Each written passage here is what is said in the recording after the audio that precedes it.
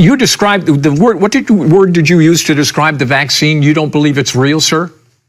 No, it's not a vaccine. It's an experimental shot. Now, the FDA was forced to authorize it here recently, but they were jabbing people with an experimental shot right up until that fake authorization. I work with dedicated medical professionals, scientists and biologists and virologists, and there's an army, thousands, tens of thousands of professional health masters who call it an experimental shot, and you shouldn't get it if you don't want to get it. I don't believe it's a vaccine. Most of America doesn't believe it's a vaccine. The only ones that are taking it are either gullible or being forced because they're going to lose their job and lose their life and lose their livelihood. This is a tragic time in America. It's an experimental shot. And if you try to give it to me, I'll experiment on you.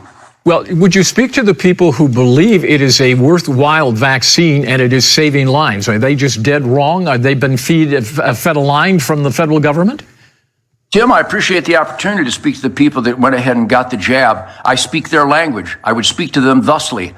Bah, bah, bah, bah. They understand that. Well, so all these millions of people that got the shots, they're just stupid? Yep.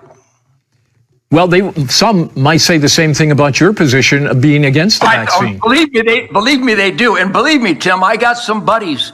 I've got family who took it because of the overwhelming pressure and the propaganda pounding and the fear that has been cultivated by this out-of-control, treasonous government.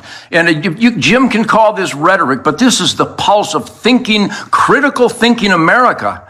And critical thinking people around the world. The evidence that supports every word I speak outweighs the evidence that you're alluding to. So I'm not alone here. This isn't radical stuff. This is critical thinking based on science, based on medical professionals who are very dedicated, and I take their advice. It's an experimental shot. Don't come near me with your needle.